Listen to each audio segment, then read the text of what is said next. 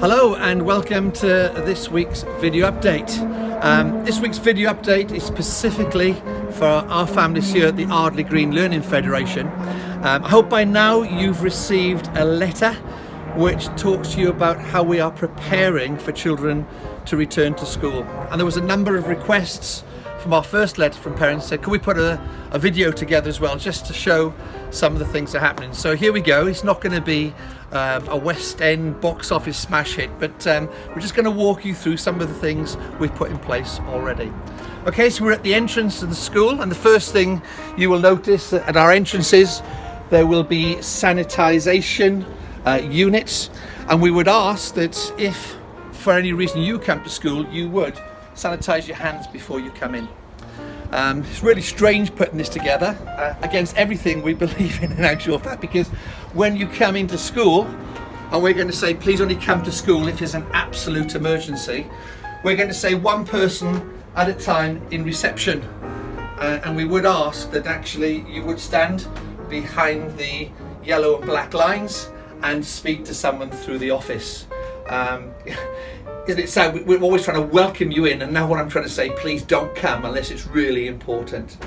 What else? Yeah, so in the foyer we have actually closed the parent toilets. So the message is, if you need to go before you go to school. So in both schools, for the foreseeable future, the toilets which we have for parents in our foyer are closed.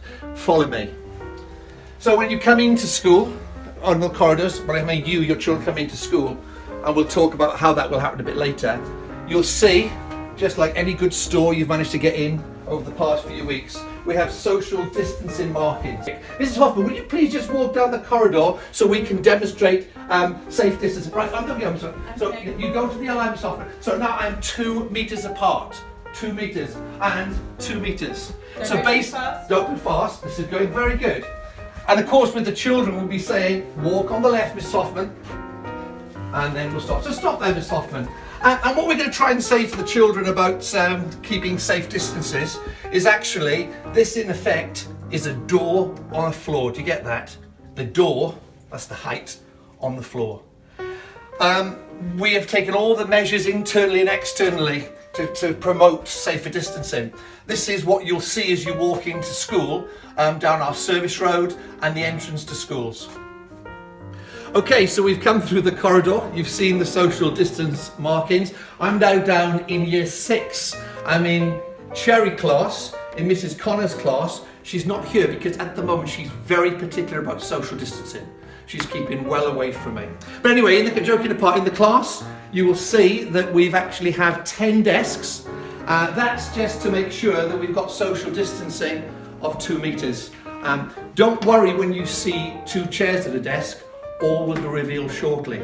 So I just happen to have a very well-behaved pupils in school today, and this is Mrs. Johnson. Mrs. Johnson comes in the morning. Good morning, Mrs. Johnson. Good morning, Mr. Morris. How are you? I'm very well. Lovely to see you. Lovely to see you. Have you enjoyed the last 8 weeks? Oh, it's been lovely. Have you looked after yourself? I've stayed alert. Have you stayed? And have you completed all your home tasks? All my home tasks are completed. Okay, Mrs. Connor will be very happy. So Mrs. Johnson or any other pupil will come into their class space and they'll wash their hands.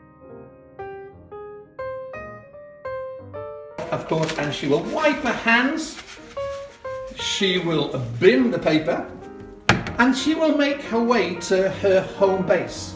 So every child when they come to school will be in a room like this, and the government call it a bubble. Okay, I was a little bit worried because I thought it could have been a West Ham supporter singing "I'm Forever Blowing Bubbles." Make of that what you wish. Mrs. Battram, if I said that, you'd think I've seen the lights and I'm now a West Ham supporter, but who knows what the future holds.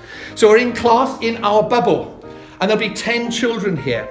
So Mrs. Johnson is sitting at her desk. The chair next to her is where she's going to be storing any equipment she needs. So she's got a drink, and she's got her beautiful unicorn lunchbox, and then also a work pack. Every child, as we reintegrate children to school, that's like a generation ago, Mrs. Johnson, well done. As we reintegrate in school, will have their own pack, which means there's no sharing of resources. So yes, a different classroom. For us, the maximum at the moment we can get in is 10.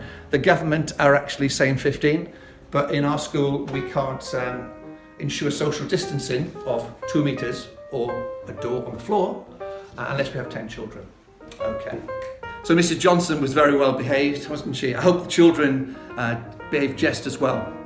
Interesting, as we just cut from that last scene, Miss Whelan just came in the classroom. She was playing some music in the classroom, Michael Bublé, let me stay home or something of that nature. That's not the message we want you to have from this video.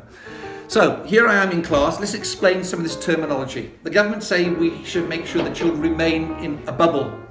And what that means is they will interact with the 10 children in that bubble. So this will be in the class and also in the playground. That is to ensure, we're told, that there's sort of no increased risk of spreading a virus that could well be carried by someone in school. So that bubble will have their own base, they will have their own group of children, and there will be staff who are actually linked specifically to that bubble. So, as I said in my letter, that will mean that we can't make the assumption that children will necessarily be with their class teacher. And also we can't make the assumption that they will necessarily be with certain friends. So, the group, the bubble that we form when they come back, that will be the bubble for the remainder of the time this year. A number of you asked about, will they be able to play together? They will be able to play within their bubble, but not as a year group. And within that, the play will be carefully monitored to ensure social distancing. So we do have some equipment which we can clean and we can sanitize. So for example, they might have their own ball, their own skipping rope, things that might keep them busy. But actually it won't be playtime as we were once used to. In fact, school isn't what we were used to. So at the base I will work, I will have my equipment, I'll have my lunch.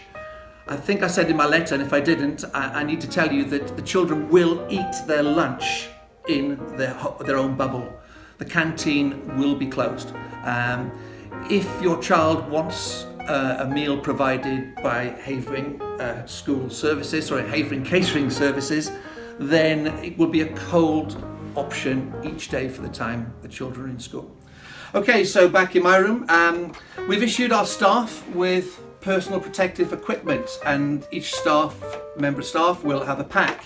There will be some face masks, and there will be some equipment that they clean and sterilise the classrooms, the surfaces as they go along.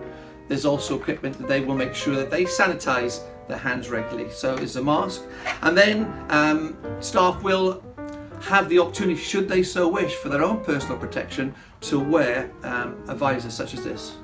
I never thought I'd ever been doing this. I was saying to Mrs. Morris just last night, in January, you're going to be surprised at this because I look so young, no, modest. In January it will be 30 years I've been at Ardley Green, 40 years in this profession. I never actually thought I'd be talking to parents, one saying please don't come to school, and then having to highlight these things that we're doing for the safety of your children and our staff. So it has to be done. So please don't laugh. So here it is. This is the shield, which staff will have as their personal protection equipment, should they wish to use it. Not all of them will choose to use it, but there will be some situations where we will make it compulsory. If there's intimate care, for example, and a teacher has to get near to a child, then that's going to be very important. I suppose if they're not being used, we could always ordain them at the end of this lockdown as Anglican bishops. I shouldn't joke about things, but I'm trying to bring a bit of humour to what is a very serious matter, I know. So that's personal protective equipment. A number of parents asked about first aid. Well, again, first aiders will have personal protective equipment. They'll also have gowns as well, should they need to administer first aid. But in terms of normal daily first aid that we used to in school, your normal cuts, your grazes, then actually we'll be encouraged the children as far as possible to clean their wounds themselves and to help put their plasters on. In fact, everything that we need to do to actually ensure social distancing. Okay, so we're back where we began. As I said, you're not a movie epic and not the most uplifting way to end a week, but I hope it's given you a flavour of what we've been doing to prepare for the reintegration of our children. We so want them back in school. School isn't the same without them. So you've seen the letter, you've had a look at some of our preparations, and we're still working hard at that. What we need you to do now for us is to decide that if school opens at the beginning of June, because we don't know until the 28th of May whether the Prime Minister is going to allow this to happen, but if we are to open, we do need to know whether you are going to send your child back. You'll see we've done all we can to make it a safe environment, a safe bubble, but you will appreciate with young children we can't always guarantee social distancing, but we're going to do our very best. You know, as I always say to you, I treat your children as if it was my daughter, and I can't say I will do anything that can be greater than that for her safety or for the safety of your children. But of course, I can't say to you it's not without risk. So the situation is you have to decide whether you're going to send your children back. The letter is quite clear. We as a school totally respect that decision, and the government in effect respect that as well, because they've said there will be no fines for non-attendance. So over the weekend, think carefully. If there's more questions than answers, email me, I'll do my best.